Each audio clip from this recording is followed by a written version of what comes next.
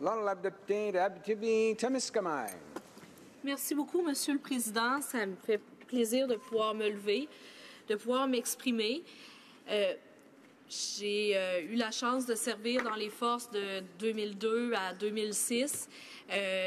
J'ai choisi par la suite de servir mon pays autrement en devenant député. Mais je me rappelle toujours ce que j'ai fait dans le passé. Je me rappelle aussi les amis que je me suis fait et je me rappelle tous les échanges qu'on a eus, les difficultés qu'ils vivent au quotidien.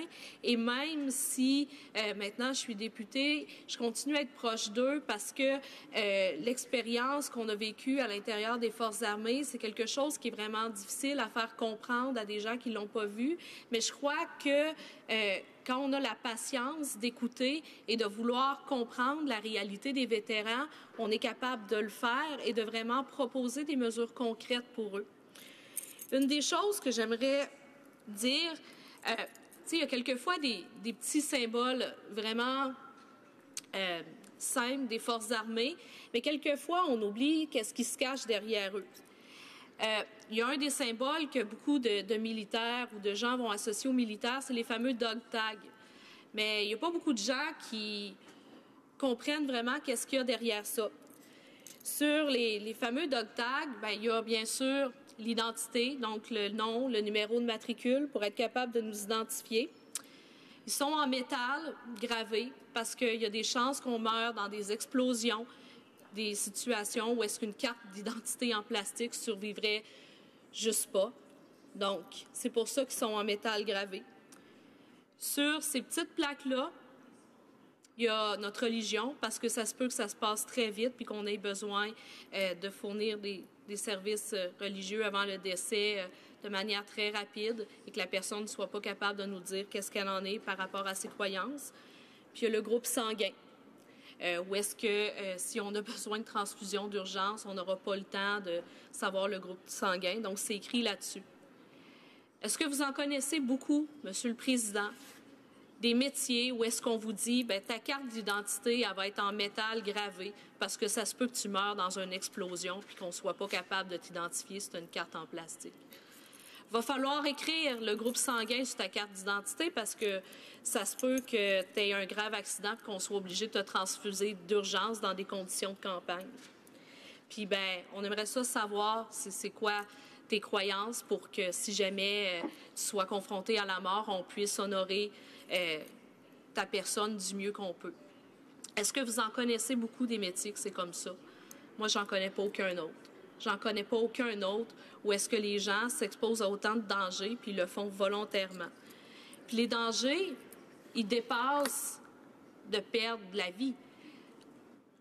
Les dangers, c'est de perdre une partie de soi-même. Quand on va sur le champ de bataille, on sait que on reviendra jamais complètement la même personne qu'on était. Que ce qu'on va vivre, ce qu'on va apprendre, ça va nous changer pour le reste de notre vie. Il y a des gens qui sont pleinement conscients aussi qu'en s'engageant dans les forces, leur santé mentale risquait d'être affectée. Mais au-delà de tout ça, ils se disaient, c'est important qu'il y ait des gens qui le fassent, ce métier-là. Ça en prend des gens qui sont capables de faire ça. C'est pas à la portée de tous, mais il faut absolument qu'on ait ces personnes-là qui soient prêtes pour se défendre. Parce que si ces gens-là s'étaient pas battus, on n'aurait absolument pas la société qu'on a.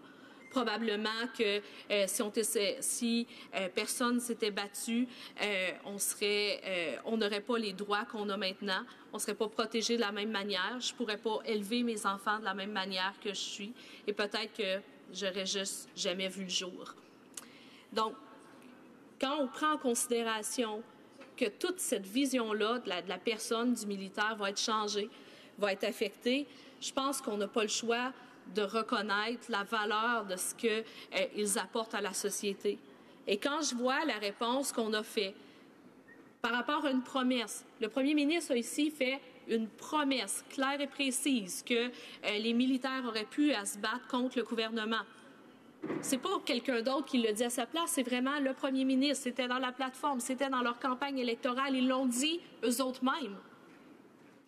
Et là, quand on voit qu'un vétéran lui pose la question, et ce qu'on lui dit, c'est qu'il demande plus que ce qu'on est capable de donner.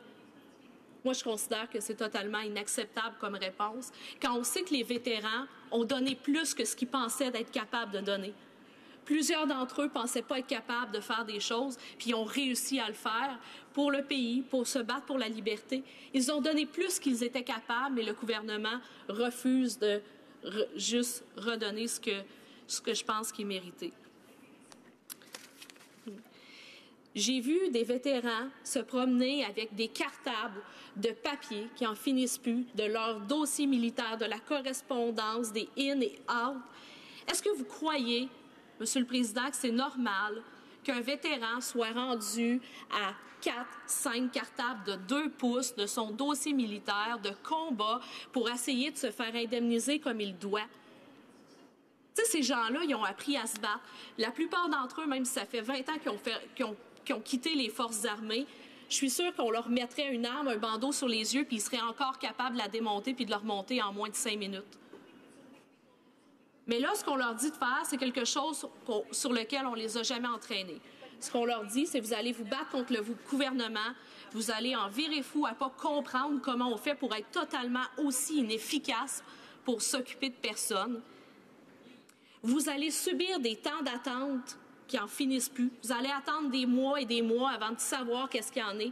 On va vous laisser dans une incertitude. Vous allez être incapable d'aller vers l'action, d'aller vers l'avant.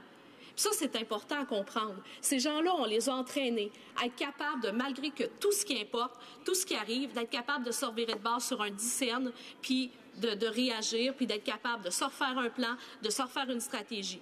Et là, ce qu'on fait, c'est qu'on les met dans des situations où pendant des mois, ils attendent des réponses pour savoir qu'est-ce qui se passe. Ils sont dans l'incertitude. Pendant ce temps-là, ils ne peuvent pas se faire de plan. Ils ne peuvent pas se dire, OK, s'il y a ça qui arrive, je fais ça, etc. Ils sont plongés dans une attente. Juste l'attente est invivable, surtout pour des gens qui ont été habitués d'être dans l'action, dans la réaction, de toujours, peu importe ce qui arrive, être prêt à se revirer de bord, se remettre sur les pieds et se trouver une autre solution, une autre stratégie. Là, on les expose dans des temps d'attente qui finissent plus. On se retrouve devant des situations ridicules constamment. Où est-ce qu'on demande, par exemple, à un vétéran qui a la jambe amputée s'il est toujours blessé? Est-ce que vous connaissez des jambes qui repoussent, Monsieur le Président? Est-ce que c'est nécessaire de demander à un vétéran qui a été amputé, s'il est toujours amputé, de confirmer parce que ça fait 3 ans qu'on ne lui a pas parlé s'il est encore amputé? Mais ça, ces situations-là, ils arrivent continuellement. C'est ridicule et c'est ça qu'il faut arrêter. Il faut arrêter l'administration excessive. Il faut redonner une valeur humaine au ministère des Anciens combattants. Et la façon dont on traite les vétérans, c'est pas une question de fond, c'est une question de manière d'agir. Donc, quand je vois tout le monde parler des montants qui ont été investis de telle année ou telle année, et etc., etc., on n'est pas dans l'action, on n'est pas dans le changement de la façon dont on traite les vétérans, de la façon dont on intervient avec eux. Quand on s'ostine à propos des chiffres, est-ce que ça va les aider concrètement dans leur situation? Non. Quand il y a des gens qui sont en train de perdre leur maison parce qu'ils attendent après les anciens combattants par rapport à leur dossier, qui montent un dossier de milliers de pages, je ne crois pas que c'est respectueux. Je pense que si, déjà en partant, on changeait l'approche, on disait qu'est-ce qu'il y a comme problème, qu'est-ce qu'on peut faire pour t'aider, si on était beaucoup plus proactifs, puis on leur servait le même respect qu'eux ont fait quand ils se faisaient dire ben tu vas aller au combat, puis qu'ils répondaient d'accord, qu'est-ce que je peux faire pour vous aider, comment vous avez besoin de moi, comment mon pays a besoin de moi, puis je vais faire de mon mieux pour le faire. Le gouvernement lui fait complètement le contraire. Quand je vois des gens, quand je vois des dossiers où est-ce que le ministère des Anciens combattants émet des doutes à savoir si la blessure au dos d'un militaire d'expérience de 30 ans d'infanterie est due à son service militaire, je suis comme vraiment. Cette personne-là a passé la majorité de sa vie à se promener avec 80 livres sur le dos en plus de ses armes, des munitions, puis vous pensez que sa blessure n'aurait aucun lien avec son service militaire. Il fait 30 ans de service, puis vous pensez qu'il n'y a aucun lien. Est-ce que c'est ça la façon d'agir? Donc, je pense que présentement, il faut ramener le débat sur ce que c'est Le premier ministre a fait des promesses. Je pense qu'il a l'obligation de les tenir. Et ces promesses-là, ce n'est pas juste une question de chiffres, etc. C'est une question d'attitude envers les vétérans. C'est une façon de comment on agit, comment on les traite et comment on les respecte dans la façon dont on s'adresse à leurs problèmes. Et lorsque vraiment on va avoir changé ça, on va vraiment avoir avancé pour les anciens combattants. Je vous remercie.